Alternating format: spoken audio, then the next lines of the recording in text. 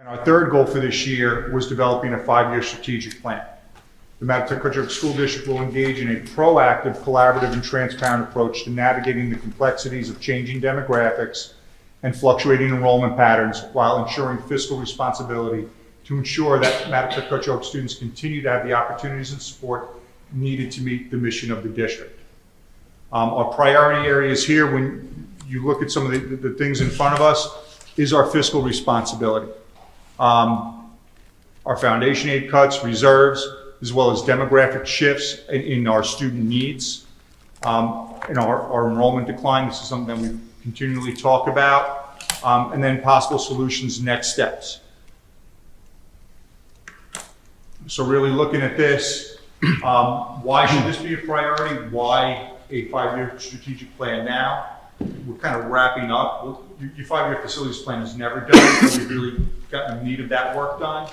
And then looking forward at some of these challenges, saying it's time to shift focus. We have our facilities are in phenomenal shape. You know, how do we go about dealing with some of the challenges we see happening? We know that we're going to have significant cuts to our foundation aid. We don't know exactly what it looks like. We have a pretty good idea that that's coming down the pipe. Mr. DeLargy is going to go into detail in a little bit on that for me. Increases in the need of our students. Our demographics have changed dramatically in the last 10, 12 years, and as has the needs of our students, whether it's the population of students that we're seeing come through our doors or just the changes that we've seen in adolescence nationwide over the last couple of years, whether it would be the advent of social media and then things coming, you know, as a result of COVID. And then it's that continued decrease in student enrollment. So these shifts, they're not only going to provide new and unique challenges for Matatuck, but it may also provide future opportunities for innovation, collaboration, and efficiencies in the way we provide education and service our students and families. So the big question really is, how do we maintain and expand opportunities and experiences for our students so that they can meet the mission of the district? We've worked very, very hard to build a very, very robust program here over the years. The community has been incredibly supportive of us doing that. You know, so I kind of want to share a snapshot of where we are as a district. When we talk about the programs and the things that we offer for a school district our size, I think it's important for a conversation that we capture that. We offer 17 AP courses. Art and design, we offer AP seminar and research as part of our AP capstone program. AP English literature and English language and composition. AP pre-calculus and calculus. AP computer science principles and AP computer science A. In our sciences, we offer biology, physics, and environmental science, AP courses in those areas. Pre-AP world history for our 9th graders. AP World History, AP US History, and AP European History, as well as AP Psychology. That's a tremendous amount of offerings for our students. And again, we're not watering it down. It's not like we keep talking about a decline in enrollment. I was talking to Mr. Lynch, our Director of Guidance, earlier this week. This is the time of year where he submits the number of tests that we need to College Board. This year we'll be administering more AP exams than we've ever administered before. And last year, our prior year was the highest number before this year, with also the greatest results. So all those bits and pieces and different things that we're working, they're working. Our students are challenging up. They're getting college credit. This is helping our families financially as well. When it comes to the students, you could knock out a year of college when when you go in as a freshman based on the credits that you get through the AP program. Our electives, we offer a robust series of electives. Studio art 2, drawing and painting, sculpture, mixed media, crafts, working with clay, ceramics 2, graphic design, digital photography 2, television production, film 1, film 2, film 3, sports broadcasting, senior seminar, accounting, business marketing, virtual enterprise 2, financial literacy, creative writing, public speaking, junior high computer science, the junior high tech cycle, weight training, marine biology, physics, environmental science, forensic science, astronomy, human biology, the science of nutrition, culinary science, Long Island history, business law, criminal law, design and drawing, computer-aided drafting and design, basic metals and welding, advanced metals and welding, electricity, electronics, world of technology, principles of engineering, robotics and engineering technology, small engine mechanics, basic carpentry 1, Spanish 4, and Spanish 5. These are all the electives that we offer here on the secondary level. And I'm focusing on the secondary level, and I'm going to be doing a lot of that this evening, because enrollment drops have a greater impact on your secondary course offerings than they would at an elementary level. Again, the elementary level, we offer FLES, right? That's our Spanish program, STEAM, expansive art program. So there's a lot of offerings at Cutchogue East as well. Our support classes. So these are classes for our struggling students, boosting them up so that they can stay on track. Courses in basic algebra, basic geometry, math for college success, ENL pre-algebra, Algebra 1 math, Algebra 2 math lab. These are math labs to support our struggling students. A junior high math lab for our honors classes, as well as a 2-year biology program. We call it Biology A and B. That's Regents biology broken into 2 years. So these are different things we do to support our students. And again, this is outside of our core academic program. Our sports programs, I'm not going to read through all of them. We offer a great amount of sports programming. And again, we're able to do so. You can see almost half of the sports that we participate in are combined with our neighboring school districts, which by ourselves or other districts by themselves, we wouldn't be able to field teams. So that's something we've done a really great job of over the years, is working with our neighbors and providing these opportunities. So a lot of opportunities available for a school our size for our students. Our secondary clubs. Again, I'm not going to read through all of them, but at a quick glance, you could see there is something for everybody. It's a broad scope, whether it's arts, music, theater, social emotional support, Future Farmers of America. I mean, it just goes on and on, where these are student-driven clubs, where we try to capture the interests of any of our students and make sure we provide something for everybody. So that's a robust offering.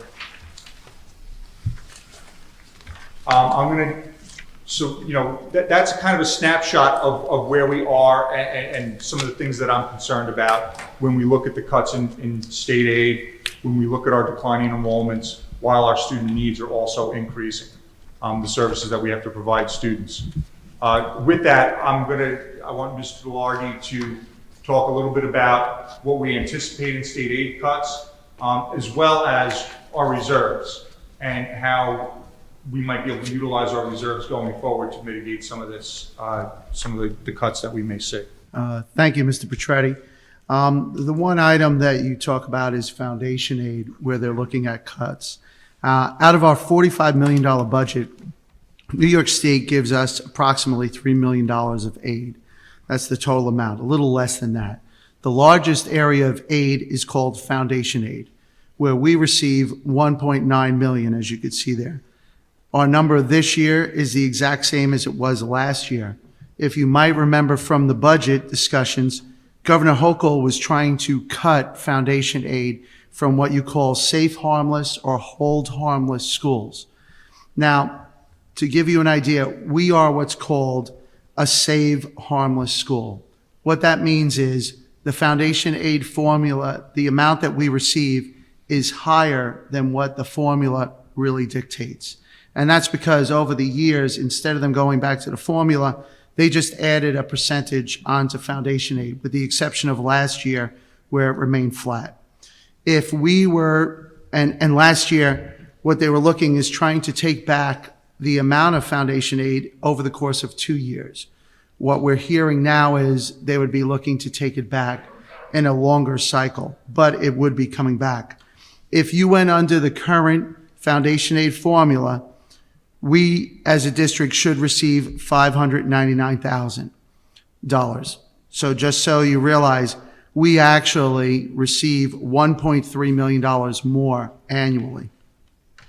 So that is a concern that we have to look at and see exactly the way the governor is going to fund foundation aid in the future. As far as the reserves go, In this year's budget, we have $400,000 earmarked to the Employee Retirement Reserve. Those are funds that we pay for to the retirement, the ERS system, and we end up taking that directly from a reserve program, as well as $250,000 that we appropriate from fund balance. Over the last few years, Mr. Petretti has spoken about a number of capital projects that we have done, some of them coming from our capital reserve, such as the stem wing and the roofs, which now have a 30-year warranty on them. We're also looking this summer, we have a project that's already been approved, and it's been approved by the voters, to utilize funds from that to help dress up the facade of our senior high school building, as well as replacing the cupola. These projects also, just so that everybody is aware, because we do this through our reserves, they have zero impact on the tax rate whenever you're moving forward. The district, just so that we say on the end there, we have reserves in workers' compensation, unemployment, TRS and ERS reserves, also an employee benefit accrued liability, repair reserve, capital reserve, and assigned and unassigned fund balances. We end up drawing down these reserves whenever the monies in those areas are utilized, and that's the way our reserves work. We'll tell you a little bit more about the Foundation Aid piece later in the presentation. Okay. So again, we anticipate that cut of about $1.3 million. That's again due to our decrease in enrollment under the new formula, and again that we're a high wealth district. And any other district that's in our situation is going to see similar types of cuts based on the amount of aid that they get. So this is going to be across the board. Keeping healthy reserves for us is important right now because there is hope as these cuts come forward that there's some more flexibility in how we use our reserves and maybe mitigate some of those cuts and the impact of those. But it's anticipated that would be in increments over time that we would eventually see that. I talk about our demographic shifts and our student needs that come along with that. Some of the things that have happened, and again, I go back to 2012. There's been a change in our population across the North Fork and here at Mattituck-Cutchogue. In 2012, we had a 4.43% of our population were ELL students. You come forward to this year, there's almost 14% of our student population is in our ELO program.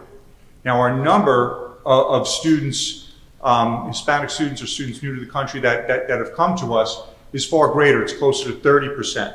But again, these students have been in our ENL programming and have met the benchmarks to be removed out of the program, which is the goal. So I know I've shared with you numbers in the area of 30%, as opposed to the number you see now. These are the students actually in our programming now. And the supports needed to ensure that these students are successful, things that we've done as a district is we've hired 6 ENL teachers. We have 5 dual certified teachers. We're offering sheltered English classes, sheltered math classes. We now have an ENL coordinator that was added to the budget last year. Our neighborhood liaison, Mr. Rafael Moraes, has been tremendous in the support and success of these students. The translation services and devices that we've brought into the district in order to communicate with students and families alike. We've hired a bilingual clerical at Cutchogue East and keep utilizing our community partnerships to help support these students outside of the school community, as well as increase family engagement and working hard to get our families involved in the school system. But we're seeing successful outcomes. The things that we are doing are working, but these supports are very important. And as this population increases, so do the needs. Something that probably a lot of people, this will surprise quite a few people, is the number of economically disadvantaged students that we have in the community. In 2012, 15% of our students were considered economically disadvantaged. That means they qualified for free and reduced lunch.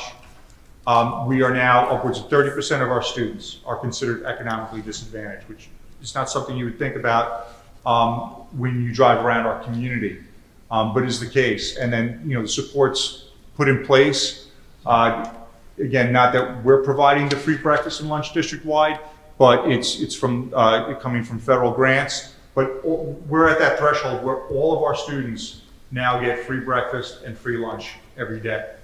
Again, the neighborhood liaison, Mr. Moraes, works very hard with these families, making sure that they're supported and that the students are fed and that the family have the resources they need so that these students can come to school ready to learn. Running the food pantry. We have a donated clothing closet.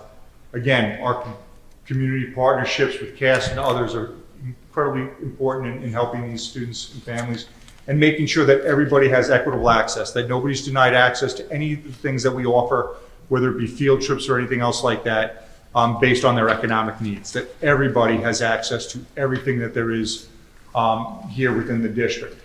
But again, that's an increased need. And then our special ed population. You'll see a slight increase from 2012 to 2024. But what this represents is, even though our enrollments have declined pretty significantly, our special ed numbers are pretty consistent.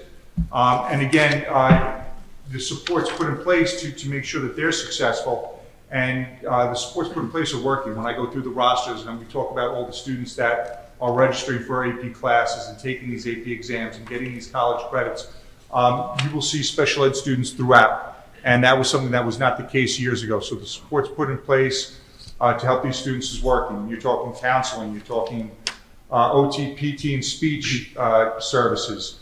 We have an on-staff behavior specialist that's working with our students and our families. Specialized reading training, adaptive PE. In Cochise, we have 3 special classes and 7 inclusion sections. At the high school, we have content-specific special classes 7 through 12 as needed, and we offer 8 inclusion sections at the different grade levels. We offer adaptive art, adaptive music, a life skills class, and a vocational program. So preparing our students and making sure they're successful here, but also once they leave, based on their needs, and making sure that all of our students, regardless of their disability, have access to everything that we offer. So those needs are there. They still exist and they're growing for us as a district. I want to talk about enrollment a little bit right now. This is a snapshot of our present enrollments, kindergarten through 12th grade. And you look at the chart and you see a steady decrease, and that's been going on for a long time and it continues. So we're able to offer, when you look at our high school numbers now, you know, in 9th through 12, you see those numbers, and obviously with where we're at financially, and then with our population, we're able to successfully provide all these opportunities. And again, when you look at the enrollments in some of these classes, we do offer AP classes where there's 5 students in some of these classes. We do offer certain elective programs with low enrollments where maybe in other places you would not. But that's been part of our mission. We've been in a good place financially where we're able to do so and provide these opportunities. The cuts in state aid are concerning. You know, we may not be able to continuously do that. And then we're looking at the enrollment drops. And I think that we're good for a while when you look at these. They're pretty consistent, but we see another drop in 4th grade. And that drop kind of continues. We saw a little bump in 1st grade, but you'll see that this is a significant drop. And in 5 years, those 4th graders are going to be 9th graders. It happens fast, and that's why we need to have this conversation now when we try to troubleshoot solutions. Going back, looking where we were in 2012. We graduated 160 students in 2012. That was our biggest flex that we've graduated. And since then, we've seen a pretty steady decline. District-wide in 2012, we had almost 1,500 students. Presently, we have 971. And then if you just flatlined our kindergarten class and moved that forward, we could anticipate by 2032 that we'd have approximately 800 students in the district. So that's a significant decrease overall. And then if you want to look specifically at our secondary enrollment, 7 through 12, and again, this is 6th grade levels. In this building, there were 837 students in 2012. We presently have 528. But if you carry those enrollments forward, we could anticipate that we'll have 357 students. And again, that's 7 through 12. That's a significant impact on the population. So when I start talking to people about enrollments, everyone's like, well, why? Why such a decrease in enrollment? And why is that happening? There's a couple different things. This is not just specific to Mattituck-Cutchogue. It's a national trend. Right? People are getting married later. They're starting their families later. I share that graph, just those numbers from the 1950s. The average age of a woman being married was 20 and a man 22. Those numbers are now 29 and 30. Our fertility rates have fallen nationally. The average age of people having their first child in this country is now 27 years of age. And the average number of children have fallen. It's only 1.6 is the national average right now. So that's significantly less than what it's been in the past. So you're hearing about enrollment drops all over the place. And, when you look at the North Fork, a big piece unique to our community and communities in other areas, but the real estate prices have skyrocketed. And I think that's exacerbated things a little bit here for us. The other day when I was creating this presentation, I went on Zillow quickly. And for a family looking to move into the Mattituck-Cutchogue district, the starting house price is $775,000 and then just goes up dramatically from there.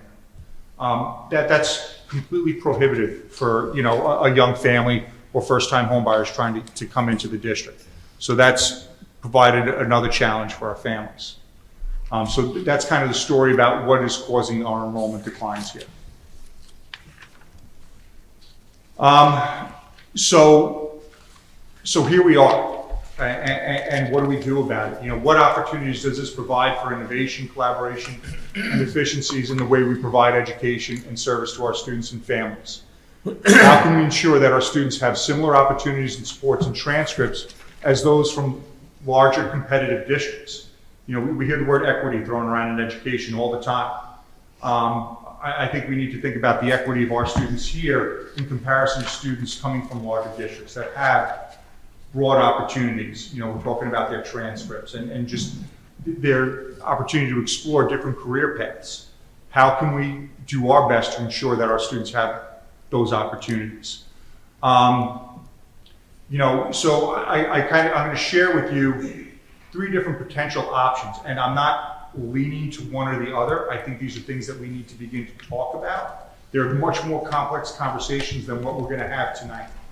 But really, one of the options that we can do is a continuation of our shared services with our neighboring districts, with adjustments and finding new efficiencies. Right, we can continue to share athletic programs and extracurricular activities. Southold has opened their door to their competitive robotics program to our students. So that's a first this year that's taking place. And every year it seems like we're adding another combined athletic program as our enrollments are decreasing. But it's creating new opportunities for our kids who are maintaining the opportunities we have. There's the opportunity of busing students from district to district for academic programs during the school day. If Southold offers a course that we don't have, do we bus students there? Or if we offer courses that they don't have, can they bus students to us? Conversations about online course offerings, virtual instruction. Again, same thing, instead of putting students on a bus, but if I'll use AP Physics for instance. If we have an AP Physics class running and they don't, is there an opportunity for their students to stream that AP Physics class and provide those opportunities so those, the students have those experiences and they have those courses on their transcripts. The sharing of teachers. I know Southold and Greenport are sharing a teacher now for music. We've had conversations with Greenport about potentially sharing a physics teacher. Again, one of the struggles that we have is retaining teachers. Teachers in specialized areas, or really in any area, are not going to come here for part-time jobs, as we shrink. So when you look at a continuation of what we're doing, with any of the things that we're looking at, you got to really look at the benefits and detriments and what are the challenges that come along with that, because none of these things happen easily. Again, combining athletics and extracurriculars is a win-win for everybody. It's worked very well for us here across the North Fork. I remember when Mr. Wormuth came to me and said, we're going to combine girls soccer. And I told him there's no way that's happening. This is the North Fork. Soccer is sacred. It's not going to happen, right? The pushback is don't waste your time. And he's like, I really think we need to look at this and we need to do this. And sure enough, we did. And it's been very successful. It's been challenging for our girls at times, but they've risen to that challenge. They've done a really nice job in competing. Even I had the superintendent, Sean, commented the other day on the jerseys. And he loved how the back of the girls' jerseys had the logos for Greenport, Southold, and Mattituck on it. It's been done very well. If we do some of these things, it does create new opportunities for students to participate in classes in other districts. It will help in the recruiting and retaining of teachers in specialized areas. We are struggling on the North Fork to not only recruit, but once we get teachers out here, but also to retain them. And then if we start going to part-time status for some of these teachers, they're certainly going to leave us. So we don't want that happening. Some of the downsides, detriments, or whatever, it's the status quo. It's been what we've been doing. It's working. We could expand these things a little bit, but is it going to be enough? When you're traveling, when you're busing students for classes, the loss of instructional time is significant. Again, there's only 7 hours in the academic day, and now you're going to get on a bus and go to another district for a course and come back. And there's also costs associated with that. We're struggling with transportation, so that really may not be the best option. I do have concerns about the quality of virtual instruction. I think the teacher-student connection face-to-face is invaluable. We lived through virtual instruction through COVID at times. Many of us have taken online classes. It's not the same, especially for students, to be face-to-face with the teacher, asking questions, coming in for extra help, making that connection. So I do have concerns about that. And then with many of these things, you got to work with the union. There's contracts in place, and so there's hurdles, and the union has been great in working with a lot of these things, the shared programs and so forth, but that's always got to be part of the conversation too. You got to work with the other stakeholders to make these things happen. Another potential option, and again, these are, again, suggestions, they're ideas that I'm sharing, is potentially merging schools with neighboring districts. Through municipal agreements, districts could combine their secondary students to create a middle school and a high school, boosting your student population and boosting opportunities for students while doing so. Some of the things that come up, benefits, detriments, and challenges when you begin to have a conversation about merging your secondary schools. Combining your secondary enrollments are going to help maintain and expand your programs and supports. There's no question about that.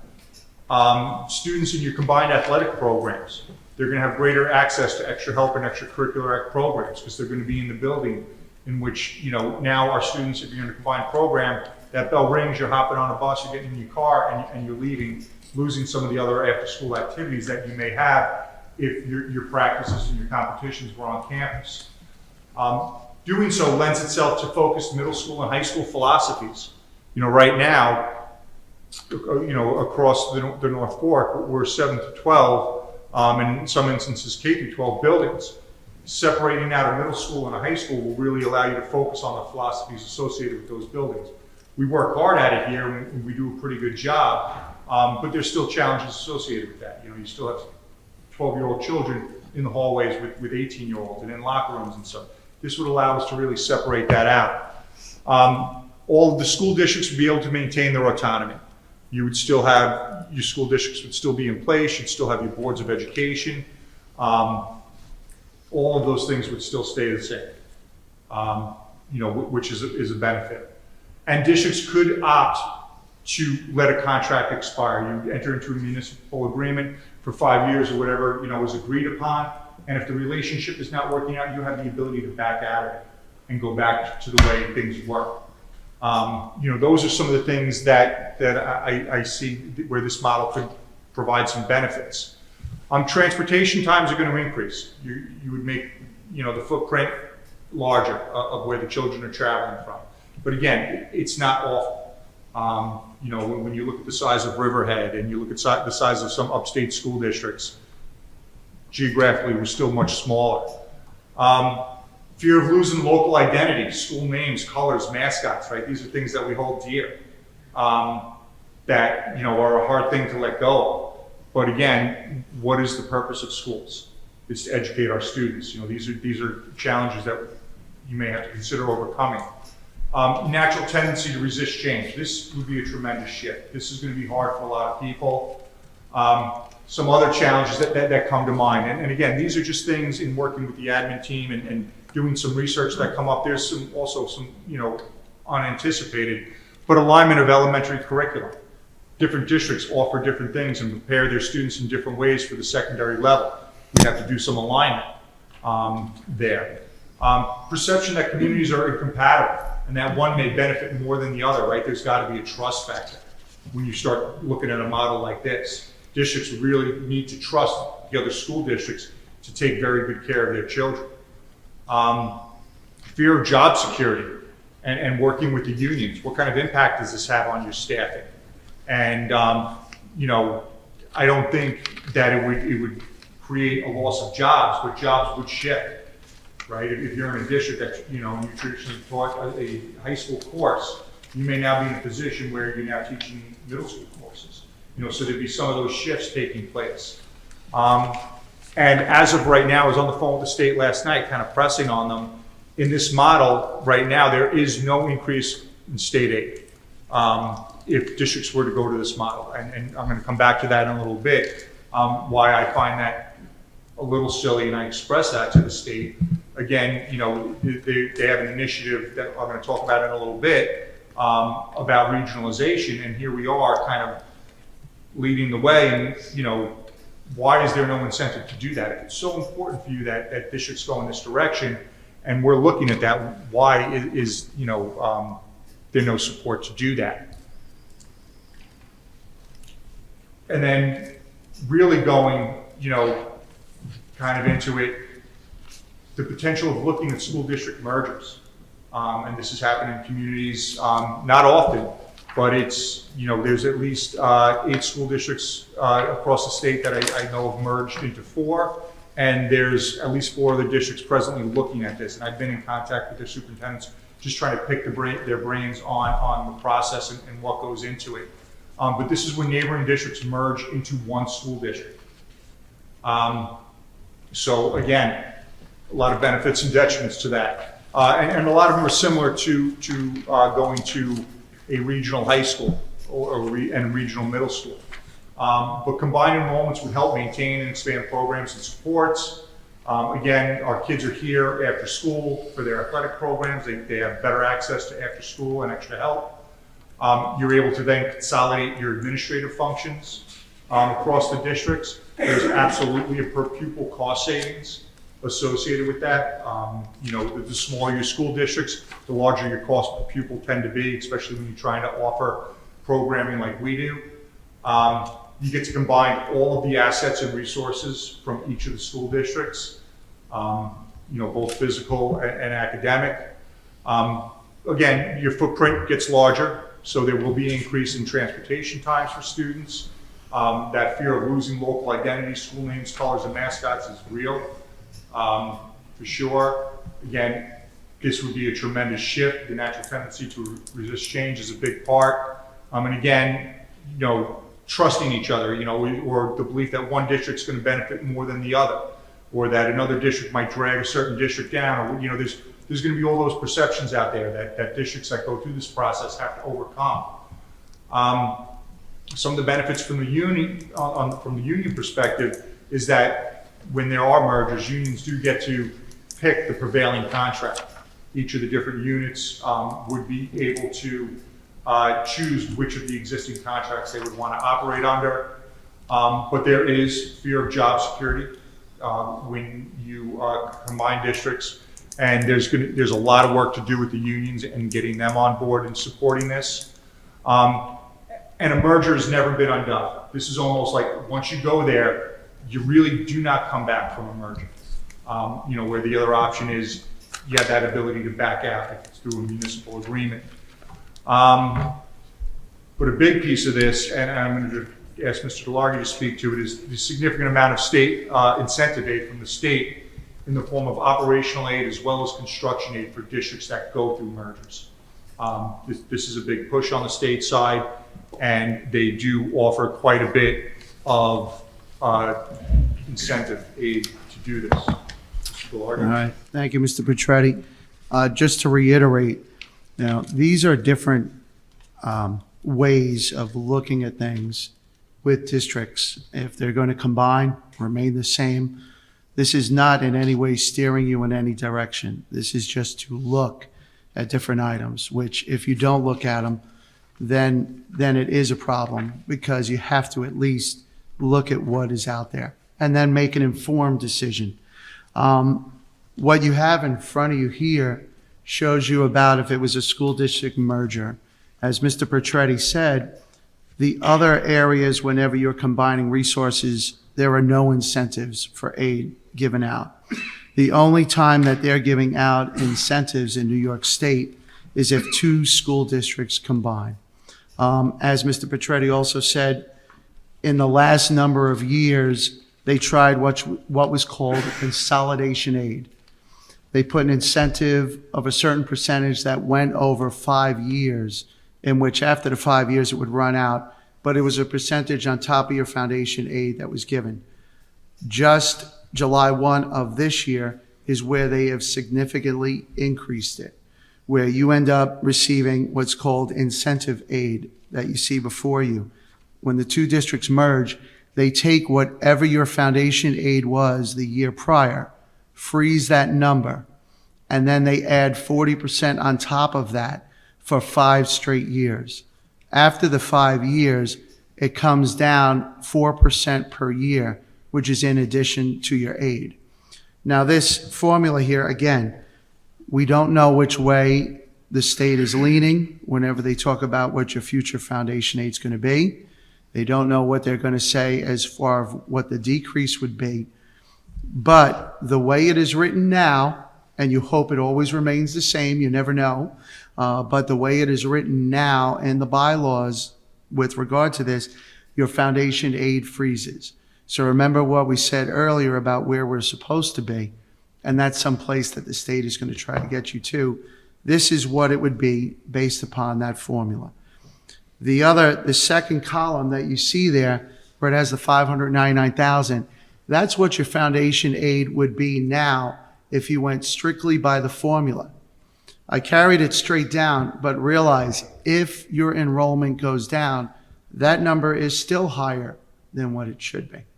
But again, you don't know if they change the foundation aid formula to another way in which they cause with numbers, it would go up.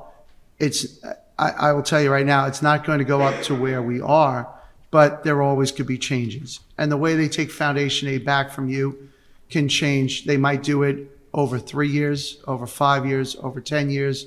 Who knows? People are up for elections. You never know what magically happens whenever you come across that. So that's just for you to understand. This chart here represents strictly what it would be under what we're given now as the formulas for the Mattituck-Cutchogue part of this. Whatever school district that you're merging with, the same item would happen with them. They would also take their foundation aid, it would add to yours, and 40% is on top of that. So each school, it's a math equation. If you took the other school and you put 40%, you add that to what ours is, and that's what you get.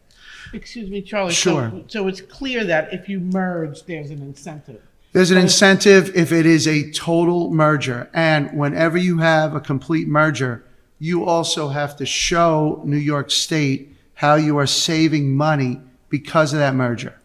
But you don't get any incentive when you just share services, or No. you just At share this a point, teacher, or No. No. At this point, no. Which you find, it's frustrating because you're trying to do similar things. There's no incentive for doing that. But just so you also understand, the other piece that's not down here is what you call its building aid. That's when you file with the state on your projects that you get approved and you get a percentage of aid back.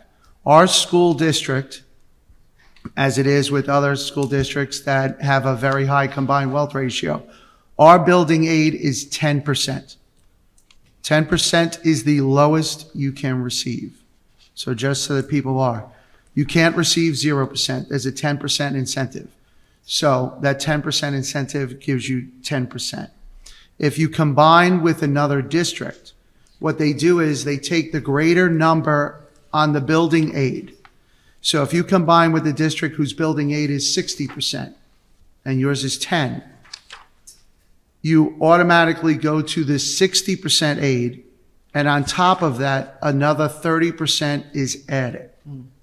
So when you look at this, you say, this is crazy. But again, remember, this is government funding.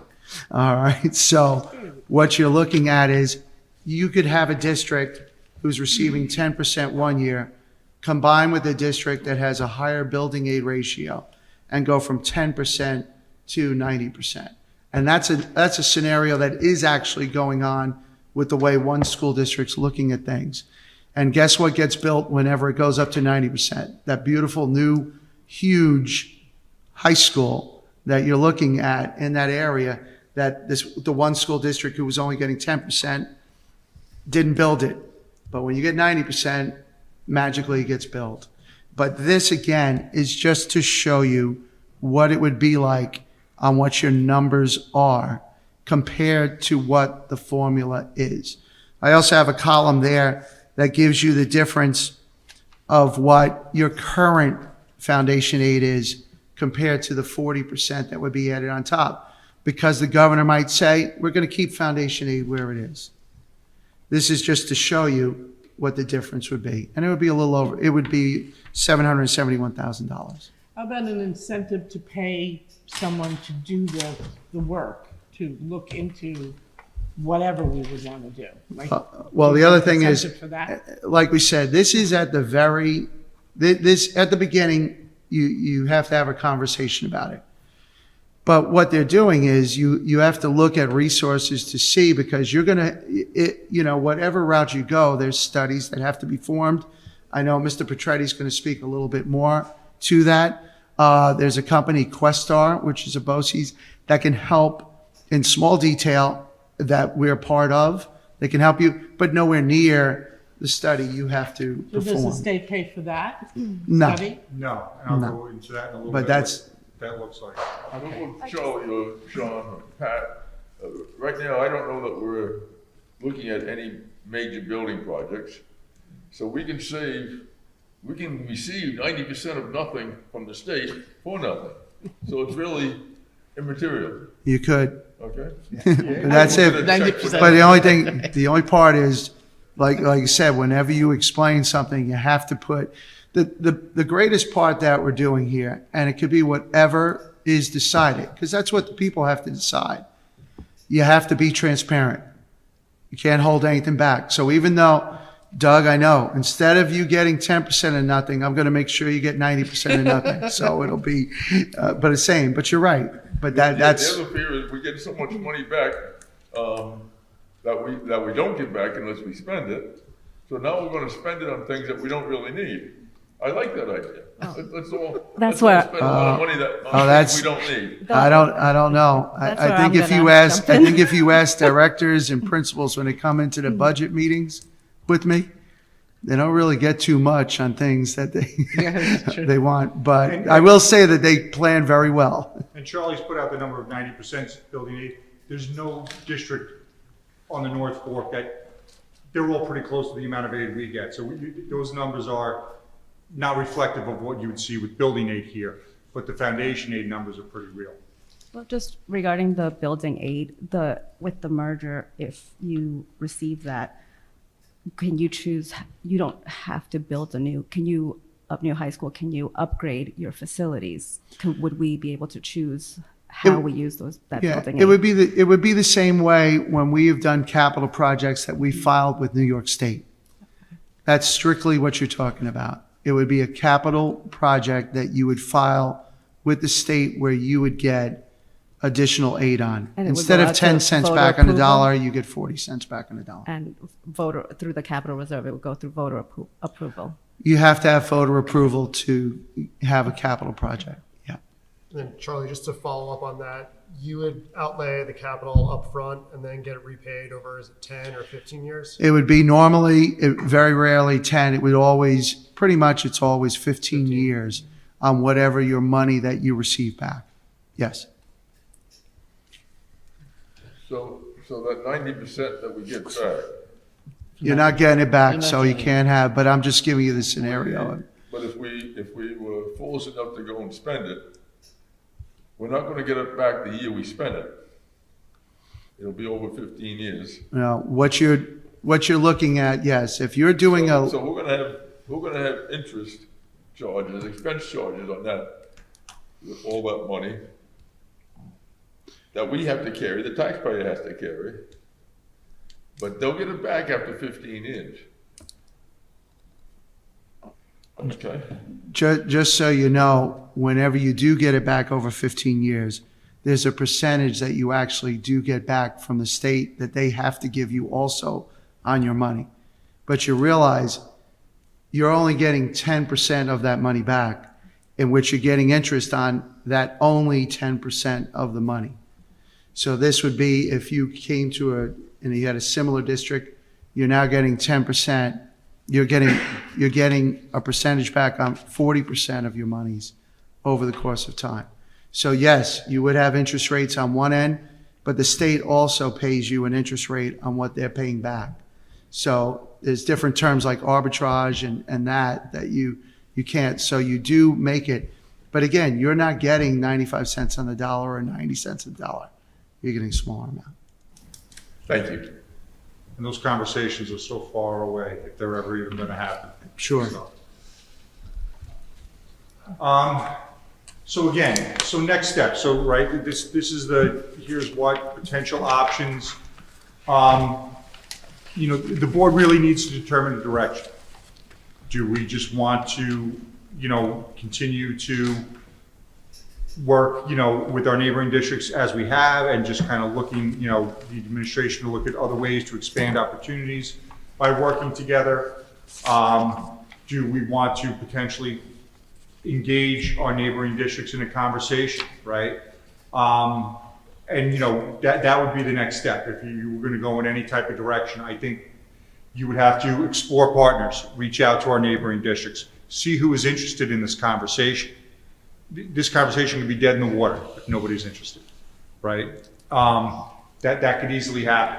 So, you know, we would have to explore doing that. That would be up to you guys if you wanted to pursue that. And then once you, you know, partner up, or if you do find some partners, what's the pathway? What direction do we want to go in?